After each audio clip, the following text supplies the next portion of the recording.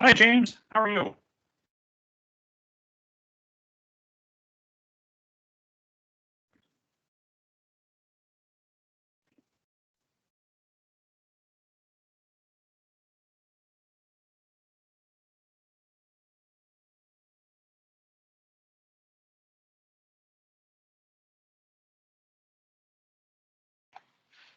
Jamie, how are you? About half crazy. How are you? about.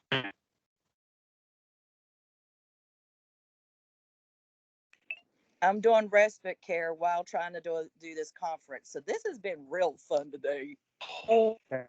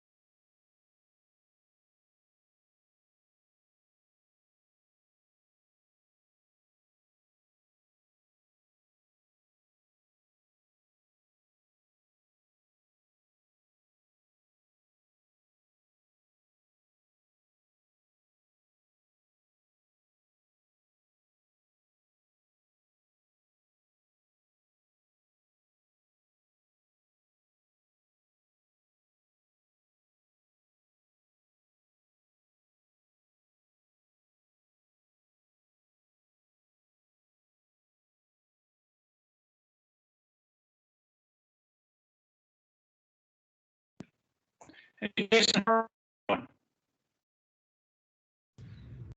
I'm good, sir. How are you? Ed? Yeah, earlier I saw you. You said, hello from.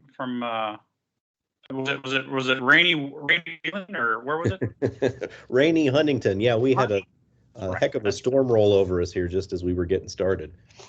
We're just in that now. So the wind picked up, rain is pretty good now. So.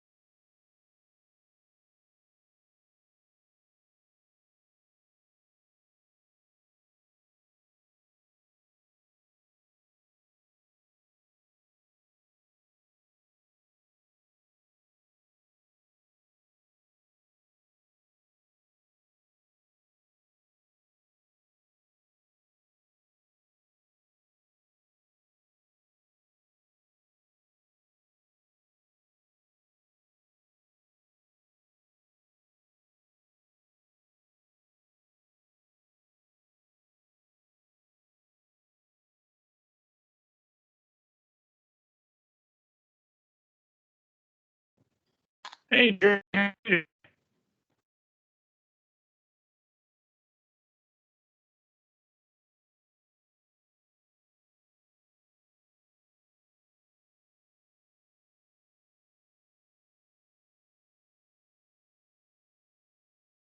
See, we got Jerry and Emma. How are you guys today? Just fine, sir. How are you? Doing good. Doing good. Yeah. I'm currently sitting at a gas station in Charleston. You're Yeah, dedicated. they couldn't find it because I work as a weekend security guard up in Bell, and they couldn't find anybody to work for me, so I came up early so I wouldn't be late for work because I don't go into work till 5. So I'm going to sit in a um, it's a park not close. It's close to the where I work at, and uh, it's run by the uh, Army National Guard Corps of Engineers. Sitting in their one of their little gate lock things. Well, Nigel, thank you for being dedicated to join us from the field. Okay, hang on, something happened. Okay, bye.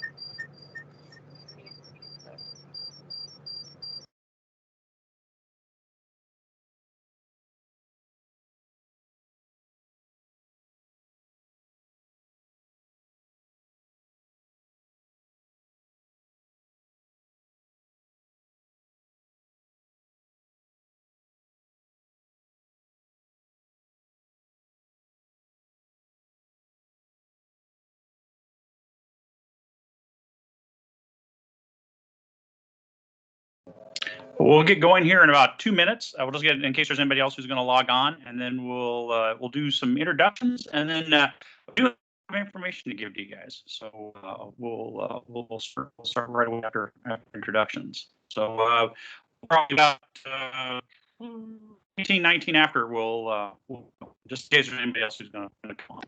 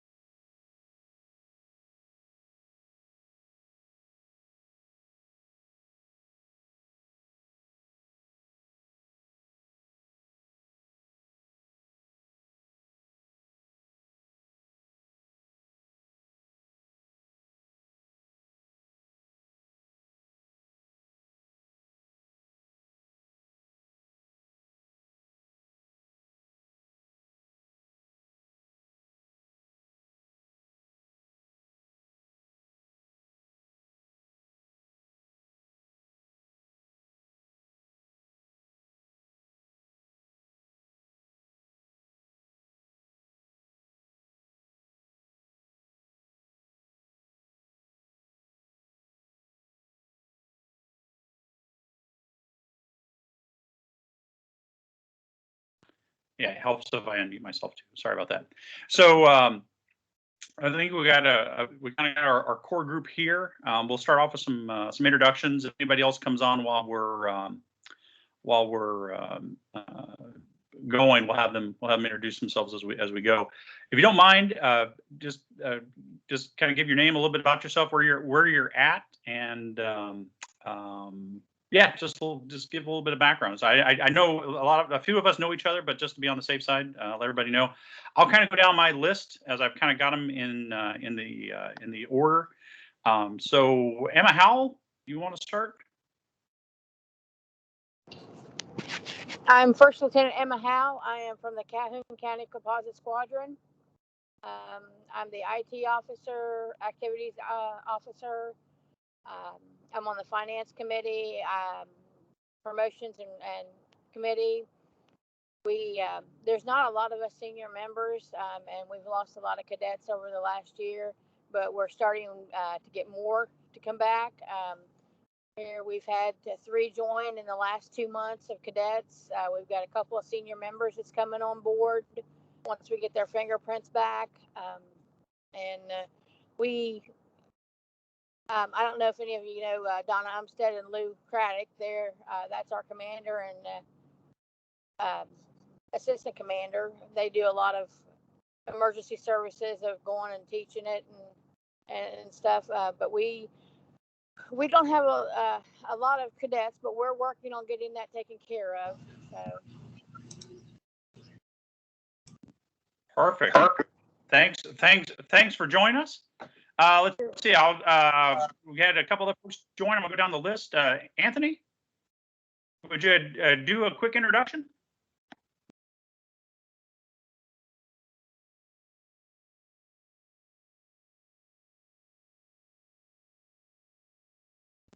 Well, I scared Anthony away. I do that to a lot of people and small children. So let's see, Dale Olson. Yeah, hi everybody. Dale Olson. I'm from the Wheeling Composite Squadron 049. Some of you may know me, some of you don't. I was the West Virginia Wing Reserve Director for about 10 or 12 years until 2010 when I retired from the Air Force. I'm a retired Delta Airlines captain and retired lieutenant colonel from the Air Force. Good to be here.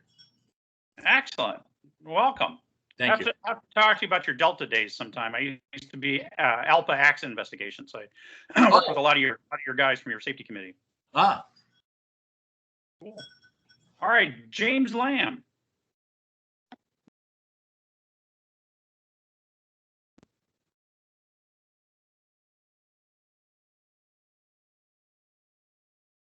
Bueller, James, you there?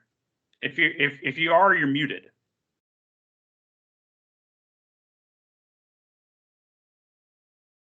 All right. Well, He go ahead. has in the chat group, he's on a computer that doesn't have a microphone. Oh, I'm sorry, James. If you want, just do a quick introduction in the chat, and that will work perfect. Sorry about that. I had up the membership list. I didn't have up the attendee list. I didn't have up the chat. So thank you. Let's see, Jamie. You would torture me next. Yeah.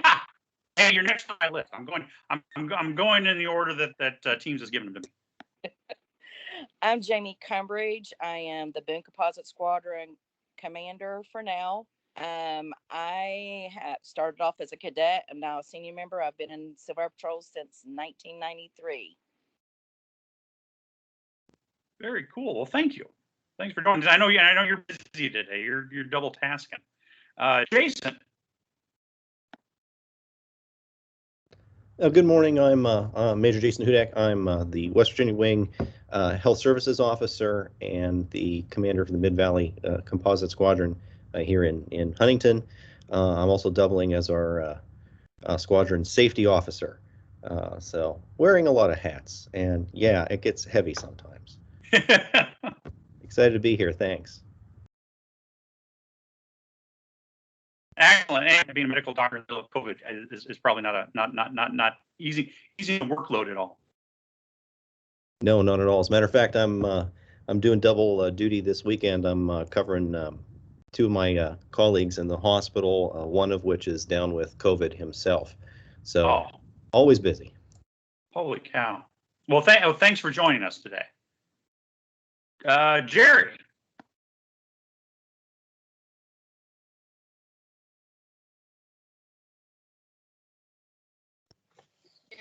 Hi, this is Jerry Howe. I'm with the County Composite Squadron, and I'm the safety officer. Excellent. Thanks, Jerry. And Jerry's working today too, so he's double tasking, and he's even joining us from the field. So thanks for making it today and making the commitment to join us.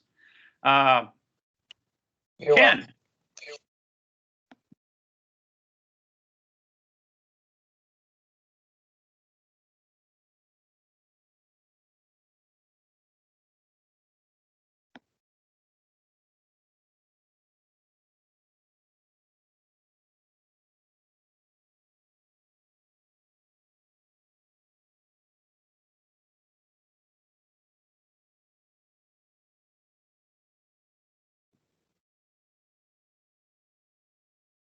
Okay, never mind.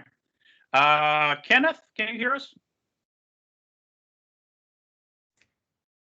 Ken Daly from the Beckley Composite Squadron, Aerospace Education Officer and Testing Officer, Cadet Programs, Emergency Services, pretty much like everyone else, doing more than one thing, and also the Wing DDR Officer, and also for the external AE for the Wing. And thank you very much. No, thank you for joining. Everyone, thanks thanks for making the time today to join. Like I said, it's actually been a busy year. There's a lot going on kind of underneath the hood that you'll be seeing some information coming out on, and we'll go into some details here. Is there anybody I missed? Anthony, we tried getting you earlier, and I think you dropped off. If you can hear us, you want to do a quick introduction? Yes, sir. I'm sorry about that. I have horrible internet today for some reason. Not But a problem. I'm Anthony Tharp from the Mercer County Squadron. I am the ES officer and the assistant AE officer. Excellent. Well, thanks to everybody for joining us. Is there anybody that I missed? Because people have been kind of coming on and off, and they jump in the list, so I want to make sure I didn't miss anybody. Is there anybody that I missed? Cool.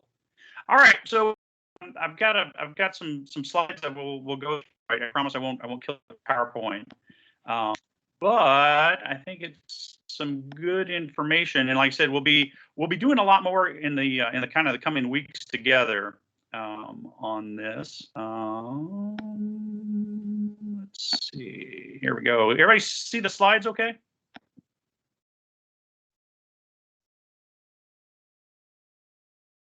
I just have to double check. Yeah, we can see Yes, it. sir. Okay, cool. Thank you, guys. All right. So again, thanks for joining us. I know, like I said, it's everyone's wearing multiple hats. It's definitely a very busy time. But again, thank you. I think we were planning to do a lot more this year, but between COVID and day jobs and like we're saying multiple jobs, it's sometimes difficult to get everyone together.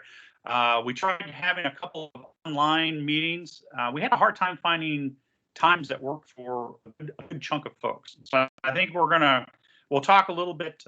We'll kind of go over some staffing changes within CAP from the top down. We'll talk about some improvements that are being currently made to the safety program. We'll talk about some actions that have happened over the last year to let you know kind of what's going on throughout the program. And then we'll talk about some West Virginia goals. And then we'll kind of have some free discussion at the end to just talk and questions if there's any.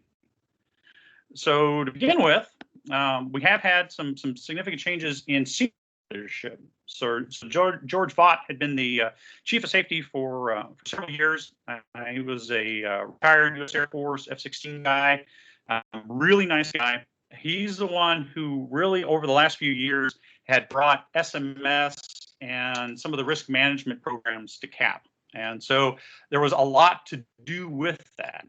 And so kind of as he retired, I think he was kind of waiting until the kind of the SMS and the risk management program were put into place, kind of ready to go for the next person. I started to drink a little water. So George hired early this year. Michael Nunemaker came in. He's actually retired FAA flight standards. Really nice guy back in his old job. But he has been kind of taking CAP safety to, kind of once the SMS and the risk management programs were kind of in place, Michael's been working to kind of take that to where it needs to go. It's just, it's kind of logical evolution to, an honest to goodness safety program and using data the way it should be, and then getting information back out to us, which is, I think, something that with the current systems is very difficult. And we'll talk about that here in a few minutes. Mark Delaney was hired under George to be kind of an assistant because George was just a really busy guy, and having Mark on board really helped. So Mark is working under Michael now as assistant chief of safety. Like I said, they're doing a tremendous job of kind of evolving the program.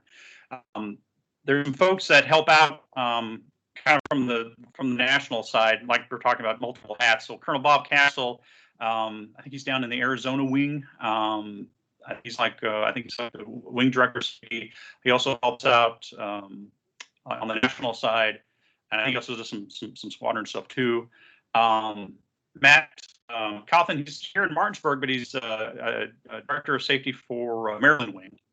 and then I'm helping out too. So I'm in the Pittsburgh Composite Squadron as the safety officer, and then I also help out on the also like wing director safety, and I said also help out this group just because my day job is it was kind of a good fit.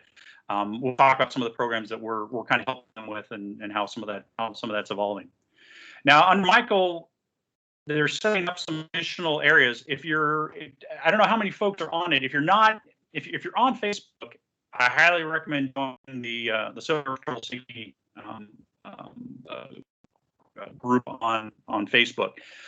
A lot of great information that comes out there. Michael does a lot of posting out there. We're going to start working on trying to get that out in email to the squadron commanders and to the squadron safety officers here too. As like I said, as this evolves and some of the material starts coming out in kind of a more usable format, you'll start seeing some more of that come out. But also part of what Michael is doing, like I said, is kind of evolving that foundation that George laid and kind of bringing it to where it kind of needs to go. He's formed about four committees, actually 5 if you count the last group we talked about. So there's an analysis reporting committee. They are going to be looking at ways of taking the data that we have, and we're going to talk a little bit about how SIRS is going to change and some other reporting programs, finding ways to analyze that data and get that back out to us at the wing and then to us out at the squadrons to kind of help as we do our planning and help do our communications and do our safety training. Guidance and tools, so materials for as we evolve, how do we develop some of that material to kind of help guide that training and allow people to use the tools that are being developed, and then also to look at some of those new tools that we're going to use to analyze that data and do some really good things with. There's also going to be education and training, communications, and publications. Now, those are currently TBD. So I was mentioned the Facebook group earlier. Michael's requested folks that are interested to put in and kind of apply for some of these roles. So if you're interested, by all means, take a look. If you don't have access to that, let me know, and I can see if there's a link that we can send out to folks that don't do Facebook. Because there are folks that don't do Facebook, and can't blame them. It gets kind of, but it is for something like this. It is a really good way to get information out in a timely fashion and to share. So there's a lot of sharing between safety officers and both on the squadron level and wing level, and then it's a great way for wing to get information out to everybody too. So, but you're going to start seeing more on this come out on some of these positions. You're going to start seeing some material that are being developed by these groups. So keep an eye out. This is like I said, it's moving quickly now. So you're going to start seeing quite a bit more on this coming up. So there, like I said, the goal so George really, like I said, laid that foundation for improving SMS and the risk analysis and the the kind of the risk management tools, and then Michael's really working to try to take it to a place where we can. It's something very useful for us. As I don't know how it's for you guys, but for me, when I first became a squadron safety officer, it was kind of hard to get spooled up. Yeah, there's the regs and there's some information out on the website. But on the old website, it could be very difficult to find. In cases, some of it was kind of confusing. There's been a lot of improvements to the website, a lot of improvements to the information going out. So you'll, like I said, keep an eye out. You'll start seeing some more of that continuing change and like I said, be more usable. But one of the big things they want to do is improve information sharing and the communications of trends. And then try to make the tools accessible to all of us. So when we want to try to figure out, hey, what's going on, either wing or I don't know if we're how far we'll get down to like the squadron level, but the goal is to try to at least give you some idea of what's going on locally. So we'll talk a little bit about some tools, some reports that are going to be coming out, but there's some very good improvements to communications out to us that you'll be seeing coming down the pike here soon. So they've completed drafting user requirements for upgrading SIRS. So I know for those of you that have used SIRS, it is kind of very painful system to use, not the most user friendly, and the way the data is kind of left in the system, it's not the easiest to do anything with. So historically, we've gone through and we take a look on the squadron level of what we've had, and then on the wing level, yearly we take a look to see what we've had, and then we comment back out to, or I should say we communicate back out to the squadrons, usually before the kind of the annual safety stand down. Trends that we see in the wing, and those are things that we want to cover. There's going to be some work, like I said, coming out to kind of some reporting back. We'll talk about here in a minute, but you're going to see some improvements coming up to SIRS. It's so the process started. The user, the first step is to find out, hey, what we need the system to do, and then we can start figuring out how to design and build and implement that. So we've got kind of the user requirements done. We've worked with CAP USAF, the region, the wing safety directors of safety, and then brought in some subject matter experts to kind of help guide that work. So the document's done. We're working internally now to implement. So we should hopefully start seeing some changes here soon. They want to widen, like I said, the lens for safety analysis and sharing to other functions. So the safety data as is good. There's some things we can do with it. As we improve it, there'll be other groups, other kind of lines of business within CAP that will find some of that data useful. And you'll see some examples where they've worked with aerospace education, and they've worked with a couple of wings on some specific risk assessments. And we'll talk about that here in a minute. But really want to try to find ways to improve, like I said, the data sharing and get that information out to the different lines of business within CAP that use that. My personal feeling is you'll see some things happen within, like, say, maintenance and some of the other lines of business too, where we'll find ways to use that information together, and we'll talk about how that fits into the big program. So he's also began. So CAP Safety headquarters have begun publishing weekly safety reports, include aircraft, aircraft and non-aircraft specific safety events. It's just a way to just get out what we're currently seeing before we kind of have to dig into some of the data. And some cases you have to make a request up to headquarters safety to request, hey, what is in the data that we need to report back. They're doing like I said, weekly reports out on what we're currently seeing. So something that's appearing now, we can begin trying to act on it before it possibly becomes something more serious. So those started in June 2021. I believe, if I remember correctly, those are on, like, say, the Facebook page. I think Michael's been releasing that. I'll double check to see if we've started doing the email distribution yet. If we have, I'll start getting that out to everybody. But that's going to be something you'll be seeing over the next probably couple of months, is trying to get that information out to those of us in the field that can use it and use it within our squadrons and within the wing. They're going to begin developing quarterly and annual summaries they're going to roll out this coming fiscal year. So that's in progress, and that to kind of continue looking at what we're seeing in the data. You'll see some work that they're doing out to use SIRS and some other data sources to let us know what's going on, and be able to get that out to us so we can use that for our safety stand down. So we can use that for planning at the wing level and at the squadron level for safety messaging, and like I said, the goal really is to evolve this into a program where we're acting on the data, hopefully before it becomes something more serious. Just like we've done at the airlines for many years, and we see within different lines of business. So manufacturers, other organizations that have been using SMS and those type of programs for years. I mean, really, they're doing proactive safety work versus reactive, which is really where you want to be. Conducting monthly.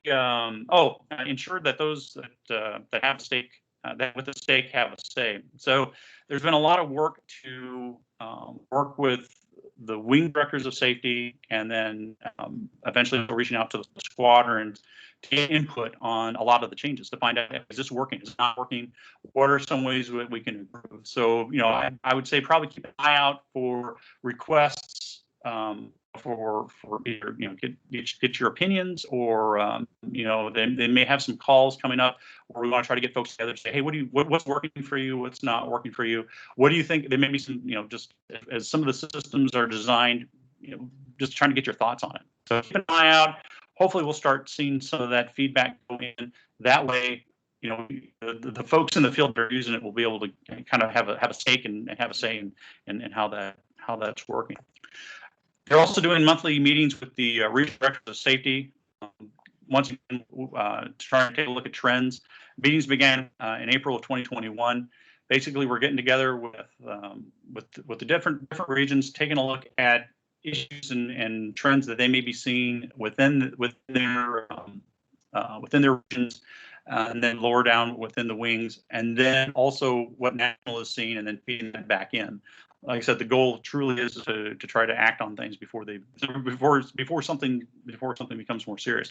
If we see a trend, get everybody kind of on the same page of where it's at.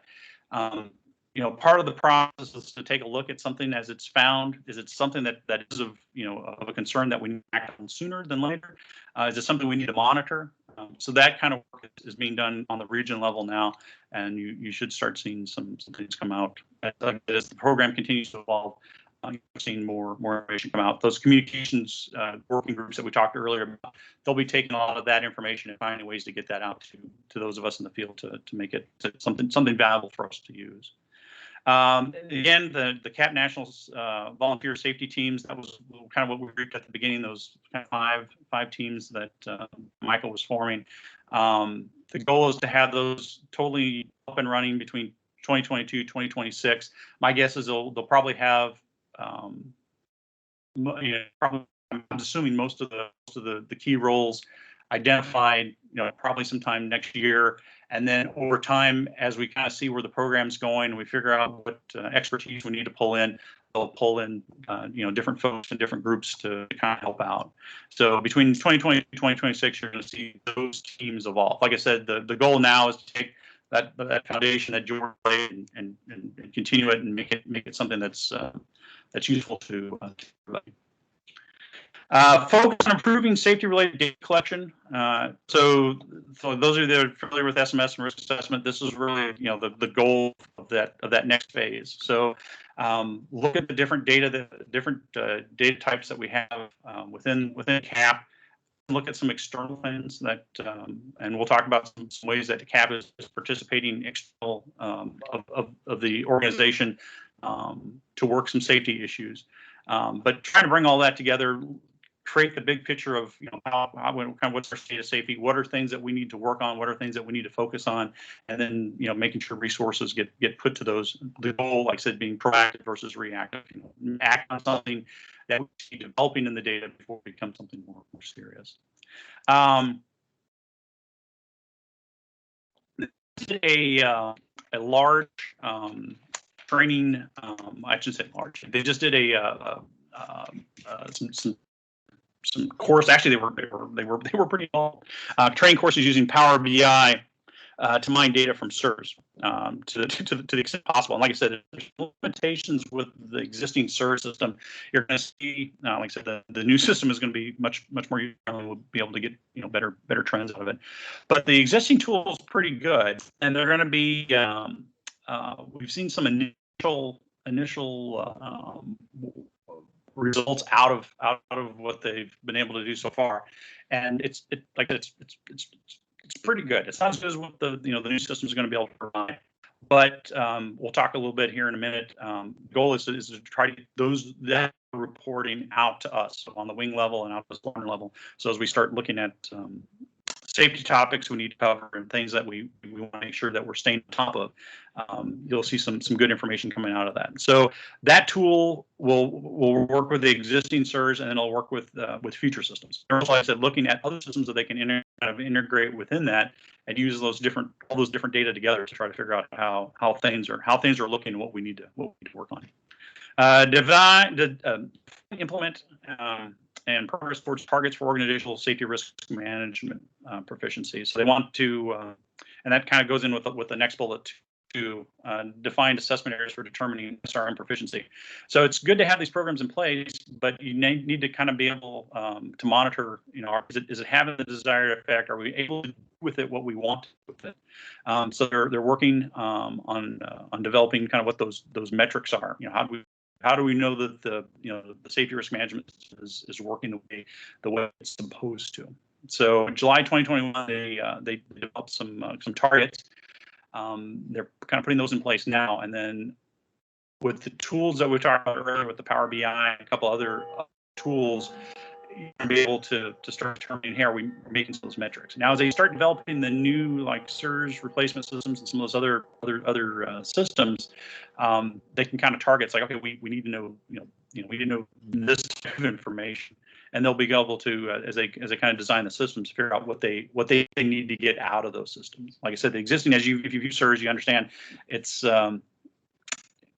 Some of the categories are pretty rigid. Some are very useful. Some are not as useful.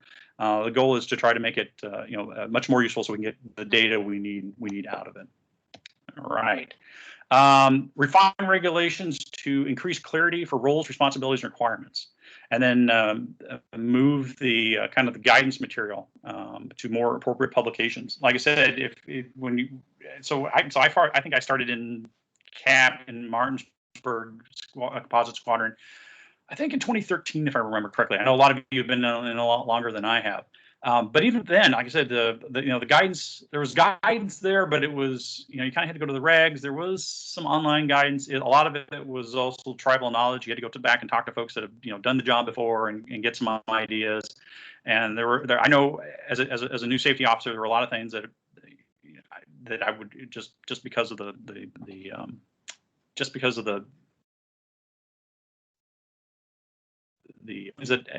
that we did at the time, it was easy to miss something.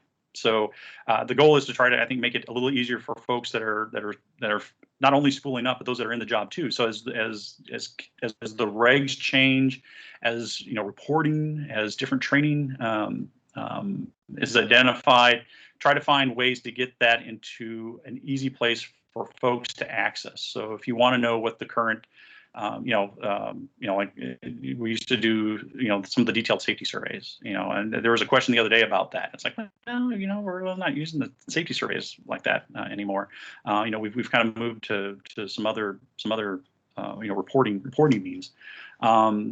So unfortunately, it's tough to get that information into an easy to access place. One of the goals is to get that into like I said, a more user friendly, more accessible place. So if you want to know, hey, what do I need to do for this? You can find that in a hurry.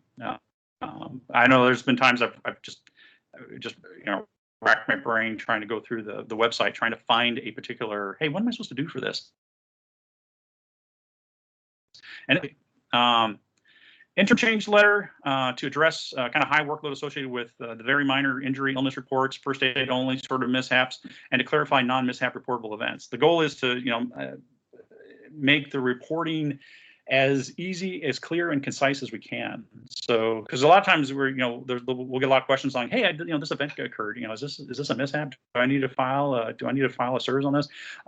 So the goal is to kind of clarify what needs to be reported, how it needs to be reported, what are the things that are mandatory reports, and then as we change systems in the future, to make sure that as we develop those systems, we develop that guidance material at the same time.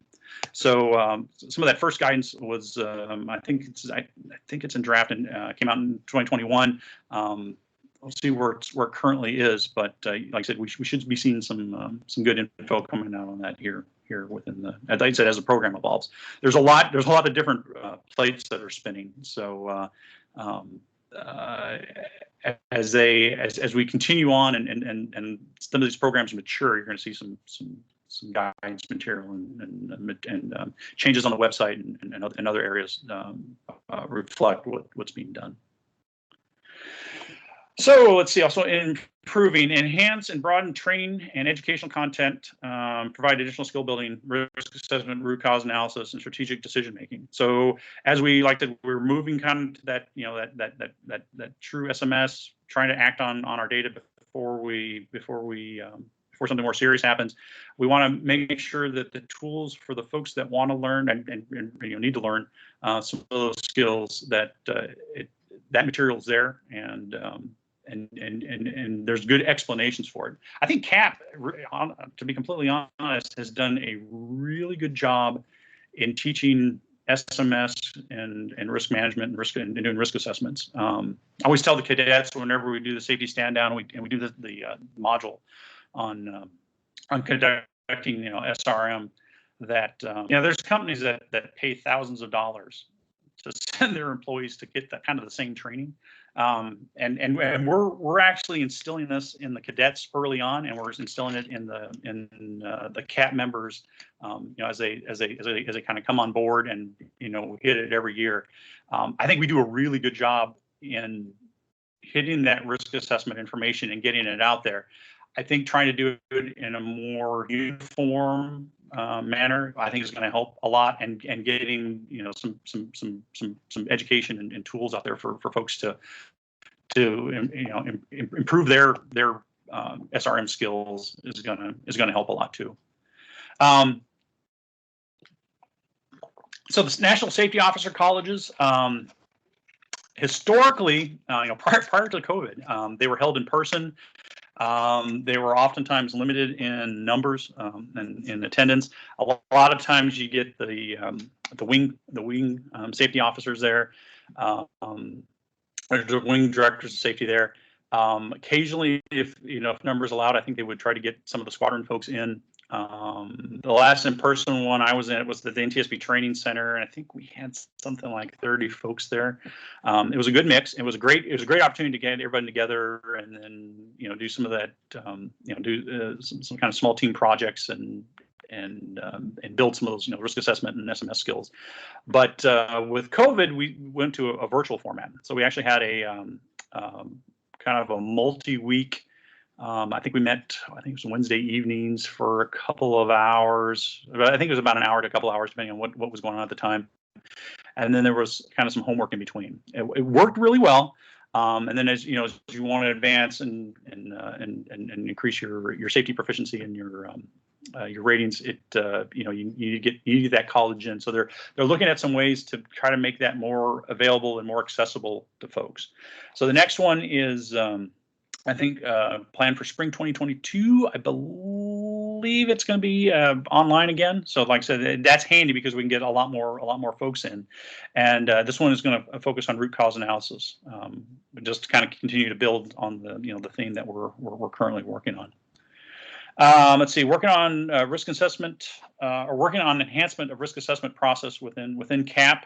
So they've revised, or going to revise, the deliberate and short to general, specific, and dynamic assessments. That will kind of help, as you kind of go through the process, and you can use the right risk assessment for the job. I think we're learning a lot from industry and other lines of business that have been doing SMS for years. Our Canadian friends really were the early adopters of it. We started using it in the United States, late 90s, early 2000s. You started seeing a lot more of it, and then today you're starting to see SMS scaled from large operators like I think. Was mentioned earlier, Delta is a great example, and then we're seeing small operators, small corporate operators, scale it to their operations. So we're learning a lot. We're incorporating things that we learn into our process, and you're going to see some changes.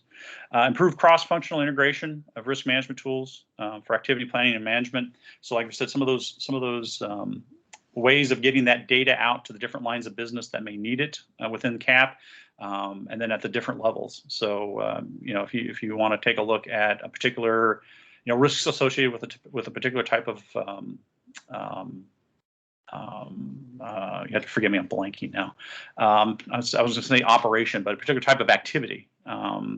We should hopefully be able to kind of help get you, all right, here's some of the things that we see with these type of activities. Hopefully that type of information will be able to get out to you. So as you do this, you'll have some ideas of things you may want to look at. Maybe something you didn't think of doing the risk assessment. You may, and then feed information back in on things that we see on the West Virginia wing and the squadron levels back into the program too. So the goal, like I said, is to use all these different data sources and all these different means of getting that information into the process out to the folks that need it and can use it. So those are the changes that are taking place. Some, like I said, have already been made or in process. Some are future plans. We've had some kind of program benefits kind of already seen. So we've improved the strategic decision making. So we're trying to, like I said, improve ways of recording data. So, making some changes to the way, our risk management program and risk assessments are done, the way we use the data, the way we look at the trends. The goal is to, bring, like I said, improve all those different data sources that we use and how we use them, and then use them, like I said, proactively. So we'll talk a minute. Actually, the next one down, we'll talk about where a specific example that headquarters has kind of helped with on a wing level. But the goal, like I said, is to really use this practically to work both on a national level, wing level, and a squadron level to try to identify those risks and mitigate them before they become something more serious. So an example is with the Michigan wing. There was, I guess, a series of tail strikes mishaps that they had. So CAP headquarters safety worked with the wing on a virtual safety stand down event. They did some looks at the data on some of the tail strike issues that they've had. They had a really good safety stand down to address those and try to mitigate them. I haven't heard, so that was back in June 2021. I haven't heard yet if they're looking at the data, if they've if the program's improved, because as you know, that's part of the process. We identify, we develop a mitigation, we put it into place, and then we monitor to see if it had if it's working. So now they'll kind of go through, take a look. Hey, did that training work? So a lot of these programs, there's some really good university programs that use these. I'll give you one example. There was a university that through their SMS, their risk that was identified for them was kind of higher speed taxiing on a particular ramp. So they developed a training program, worked with the instructors and with the students, put that into place, developed the training program, monitored the data, and sure enough, they saw the taxi speeds go down. And then when they start noticing the taxi speeds start coming back up, they kind of know what the shelf life of that training is. So they put that training back out there, see the numbers go back down, and that just becomes part of the process. So this would be probably something similar. Develop some mitigations, do some training, put it in place, monitor. If they start going back down, great. If you start seeing, they start coming back up again, maybe it's either time to release that training or go back and look at those mitigations to make sure those mitigations were working the way they were supposed to. So that's, like I said, that should be kind of what you kind of see in the future. That should be how we function. Provided injury trend data to aerospace education. That was back in June 2021, and they're established a quarterly reporting frequency. Now, I personally do not know what aerospace is doing with that. I don't know if you guys have seen, the folks that are doing aerospace education, if you've seen anything come out on that. I was going to try to get some more information to find out. I assume, as they're looking at different topics to potentially hit, if there's something related that they can get an aerospace kind of an aerospace education and a kind of a safety benefit out of. That'd be very beneficial. Out of curiosity, the folks that are also doing aerospace education, have you guys seen any safety data coming back out to you guys yet? And this may be early enough where it's not going out to the field yet. But out of curiosity, has anybody seen anything yet?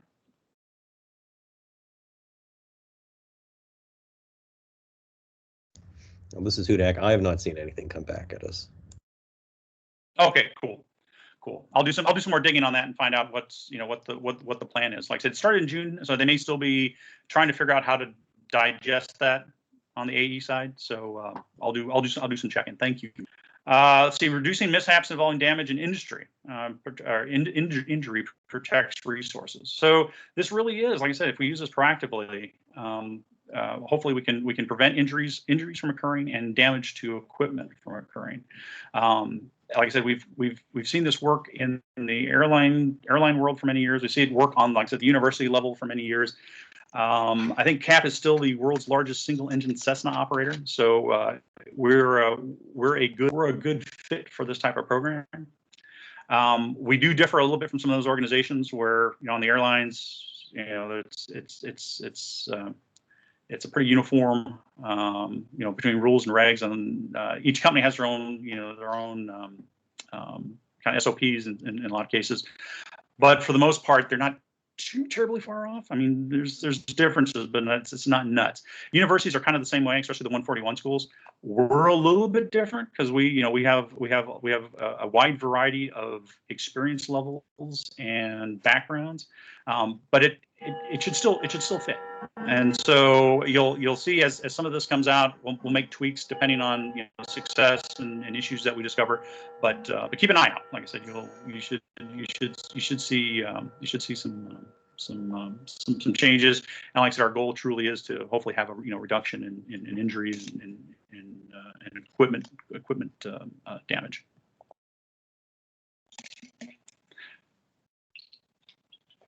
So they've this year, May, they conducted root cause analysis and mitigation planning on mishaps involving instructor pilots, check pilots. There was some, I think there was a kind of when they kind of we're looking at the data analysis, there was a kind of a rise in some of those events. So they took a look and developed some mitigations.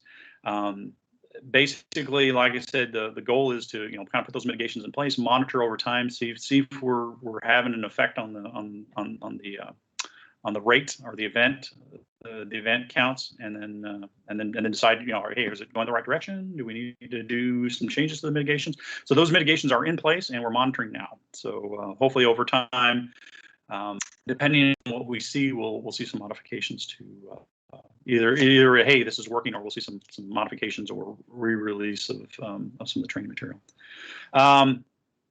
So we are we are part of the public trust, and there's this is my personal opinion. I think CAP is in a really good position to become a kind of leader in safety, especially in general aviation. We have operations in pretty much every state and territory. Like I said, we have a very diverse membership, everything from cadets to senior members. Our pilot base is the same way. We've got, as you saw, we have current and retired airline transport folks. We have corporate folks. We have folks that have been flying GA for many years. We have new GA pilots.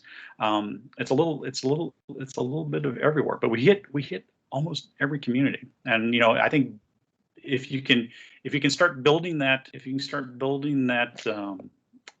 SMS and some of those capabilities early and get folks involved and participating, you can really affect safety across the industry. But then also with the success, hopefully CAP will be able to kind of be a leader and show other organizations how this works, kind of on a GA level or with a very widespread organization. So an example of the next bullet: participation in the safety analysis team. So there's something called the General Aviation Joint Steering Committee. So many years ago, back in 1997, we had a couple of two significant accidents that happened within, I think, I can't remember, a couple. So I'm getting old. My memory's failing. It was TB800 and Value Jet. Was it 592? It was the Value Jet that went down in the Everglades. They had the oxygen generators caught fire in the cargo hold. Those happened very close. This is where I'm blank. I can't remember if it's 2 weeks or 2 months within each other. Those at that time, with that accident rate and with the current and at that time the increase in operations, it was projected that probably within a few years you could lose if things continued the way they were going, a transport category aircraft somewhere in the world. It was like, I think, monthly. It was really scary. I mean, it was like you can't do that. So they formed the Commercial Aviation Safety Team and the General Aviation Joint Steering Committee at that time to go and take a look and try to mitigate risks and reduce the accident rate. CAST was asked to reduce the fatal accident rate by 80%. They took a very data-driven approach to do it. It worked very well. By 2008, they had I think they reduced their fatal accident rate by 84%. So it was successful. The GAGSC took more of a accident du jour look at it. So CAST took a look at what are our biggest killers, and they worked their way down that list, working from the most significant accidents down to the the lower bars on the Pareto chart. The GAGSC took, hey, we had a mid-air, let's go work mid-airs. Hey, we had a CFIT, let's go work CFITs. So they didn't quite have the success. So in 2011, they rebooted and took a more data-driven CAST-like approach, where they truly looked at those accident types and worked those and mitigated those risks. It's worked very well. Since they've rebooted, they've made their accident reduction targets every year that they've set. So CAP is actually participating within that now. And like I said, this is another area where, so within like the GAGSC, you have the different lines of business within the FAA. You've got AOPA, EAA, GAMA, the General Aviation Manufacturers Association, NBAA, National Business Aviation Association, National Air Transport Association, NATA, Cessna. We've had Cirrus participate, Embraer, a lot of the, pretty much almost all the GA associations, a good chunk of the GA manufacturers. But this is an area where CAP is now starting to participate also, and I think you're going to start seeing some information flow from the GAGC back into CAP to help with flight, kind of aircraft accident risks mitigation. But I think you're going to see CAP, as some of these programs evolve and change, you're going to see CAP kind of flow back into the General Aviation Joint Steering Committee and really kind of be a leader on that proactive side and show kind of how it can be done. So the folks at Headquarters Safety are going to be participating on that. I think it's going to be a very, very good fit. And like I said, I think you're going to see, if all goes well, I think you'll see CAP kind of evolve to become a kind of a leader in GA safety and kind of show how things can be done. And then also help us with communications out to the field. I think you're going to start seeing ways that we can get some of that information out to so it's things that are maybe discovered in the GAGSC and that are done through the so communications that are done currently through the FAST team and through AOPA and EAA and some of those other areas of communications. I think you're going to see CAP possibly become a means to get that out to the community. Maybe we can do some outreach at the squadron level, at the wing level, to try to get some of that messaging out. So I think you're going to see some evolution in CAP that way. That's a personal one. So our goals for 2022: provide national CAP safety in West Virginia wing drive safety metrics to squadrons like we currently do. So like I said before, the safety stand down, we try to get everything out that the squadron safety officers can use as they begin their safety stand down and start talking to everything from pilots to vehicle operators to the broader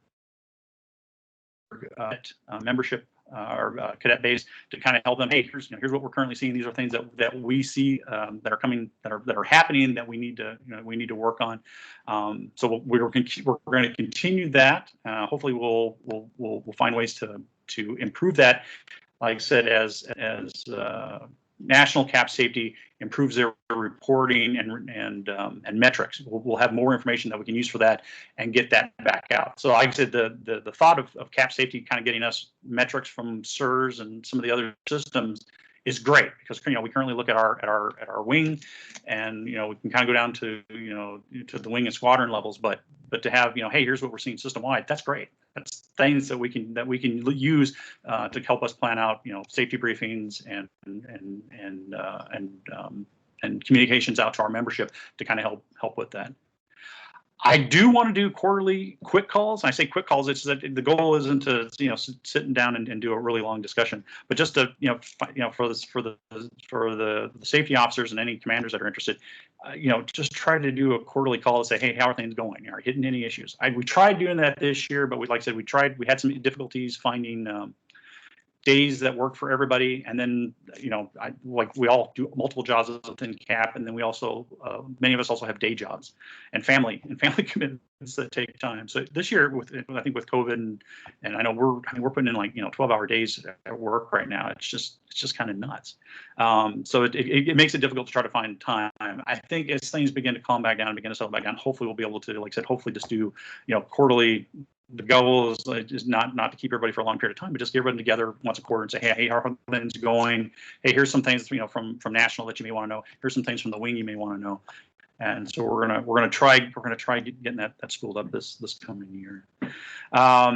We still want to continue to promote the annual Wing Commander Safety Priority topic. So every year we're going to try to we'll work with Colonel Moody to come up with what are some of the things that we need to get out. What's one area that as the commander she really wants to see us focus on safety wise. This last year was safety education logged and credited. We'll talk about that here in a second. Next year we'll work with her again coming up before the next safety stand down and come up with a topic to get out to everybody. But we'll continue to work that and try to get that information out to everybody and support whatever you need to kind of help make that happen. Promote CAP safety training as programs are modified, developed. So as we talked about some of those new training and new communications programs that are going to be coming out, we're going to get that out to everybody so they can use them. So if you've got somebody who does want to do some additional training in risk management or safety risk assessment, get the links to those tools out to you so you can use those and your folks can have access to those. And then, like I said, the current safety goals ensure safety education is logged and credited. And I have to admit, I'm one of the most guilty people of this.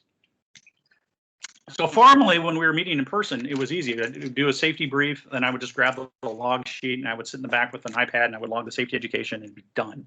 Now with everything remote, there's a lot of times where I'll get the log sheet later that evening or the next day. And unfortunately, if there's something going on work-wise, it's easy to miss. And so I think I got like 3 I got to log now or more. So it happens. But it's something that we really need to work on because we want to show that we are doing the safety education and training and show folks that it's occurring. But I know, like I said, I can understand that with the current online environment, it's just different, and it's kind of hard. But I know luckily some of the numbers dropping back down. We're gonna start seeing in-person meetings start slowly, very structured, with kind of going back to phase 1. But as we do, we'll hopefully be able to fall back into that. But like I said, I know I need to be more cognizant of making sure I get in there and get the information logged as it occurs. So yeah, so just summary, like I said, SIRS upgrade is coming. That's going to, I think, help us a lot. It's going to help make it easier to report and get information in, and then it's going to make it easier for us to get information out to use as an organization as a whole, and then down to where we really need it. Also, you're going to see that the weekly, quarterly, and annual safety reporting that'll kind of help with some topics and help us understand what's going on system wide. You're going to see the regs change, and you're going to see some improvements there, which I think is going to make it easier for us to both understand what our job responsibilities are, and then also make it easier for us when we need to find information to find that easy, and then and be able to get that information out to our folks. Like I said, we're going to start seeing reports come out from national to us, which, like I said, we really hadn't had before, to tell us what's going on. And that's gonna help immensely. You're gonna see more involvement of volunteers on the team, which is great. Like I said before, a lot of it was building that foundation. Now the foundation's built. They're looking at how to evolve that. You're gonna see, I think, a lot more involvement of region, wing, and squadron folks involved in the overall process when you want to. We understand that time's limited and not everyone can give extra time or wants to give extra time. But for those that do, there should be some there should be some good opportunities. And then reaching out for support for industry groups. So, like I said, you're going to see, I think, CAT be more visible out there in the community on the safety side, which is, to me, is great, because, like I said, I think we, as an organization, we're in a great position to do that.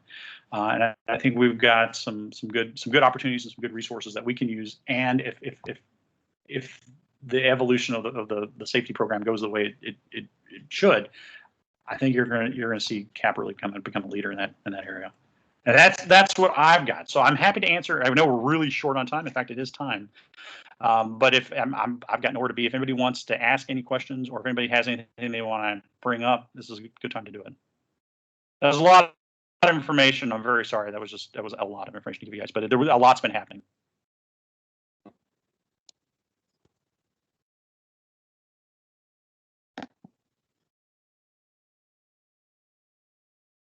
You guys are way too quiet. Is there anything you guys would like to? Any questions? Any comments?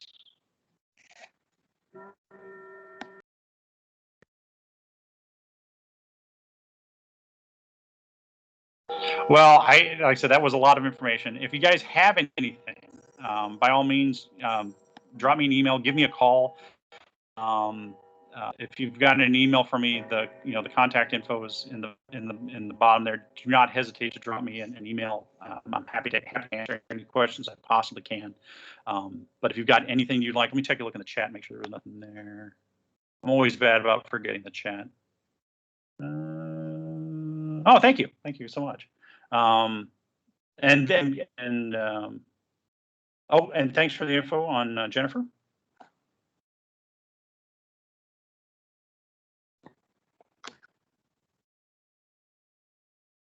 And again, thanks for making your time available today. I know, like I said, there's a lot of different presentations. There's a lot of good stuff out there.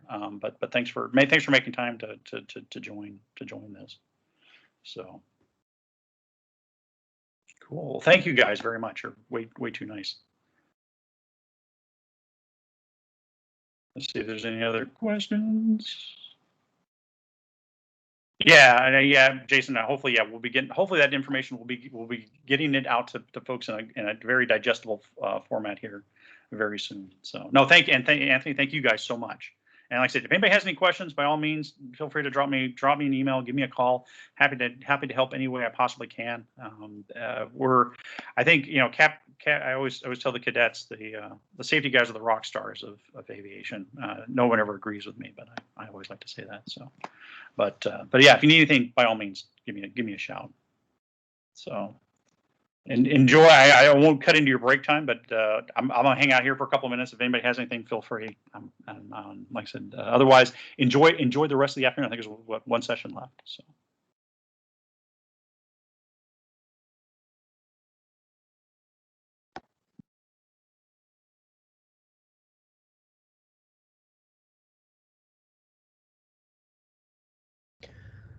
Hey, Corey, it's Jason. I had a question for you. If Sure. You had some kind of a centralized repository of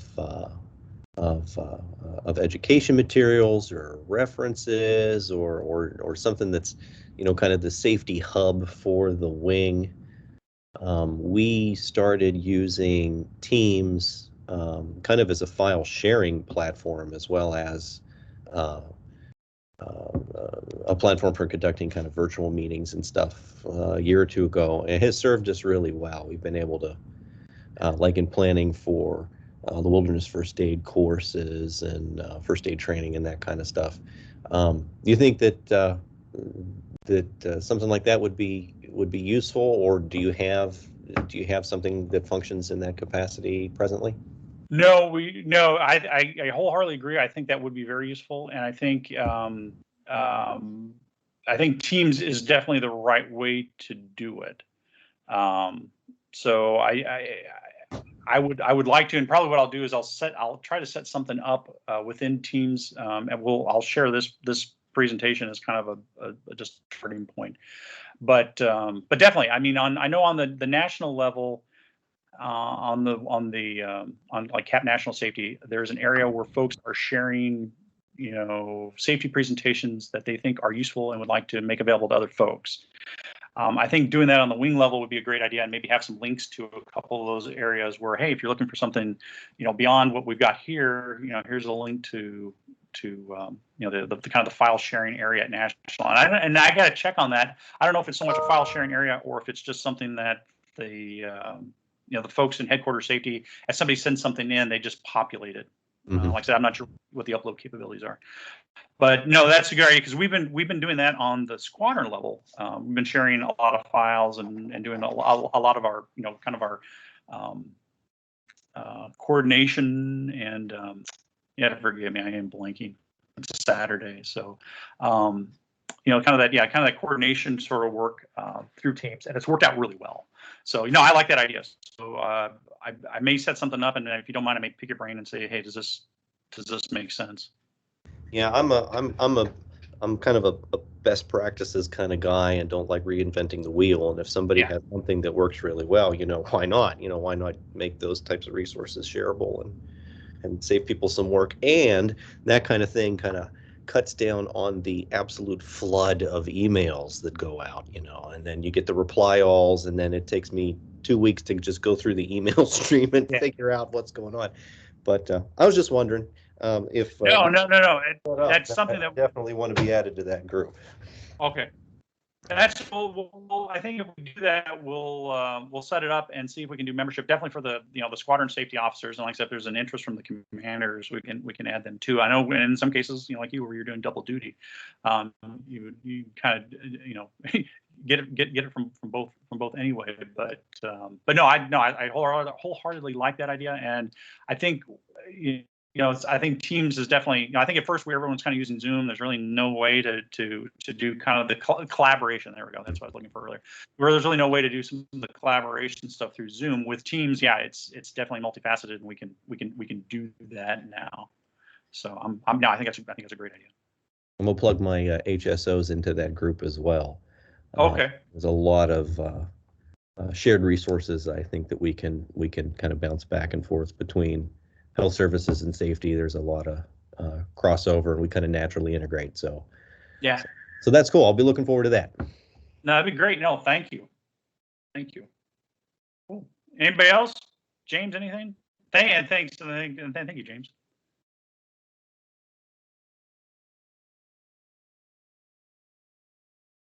All right, you guys have a good day. I'm jumping off of here to get another session. So everyone, stay safe. Thanks.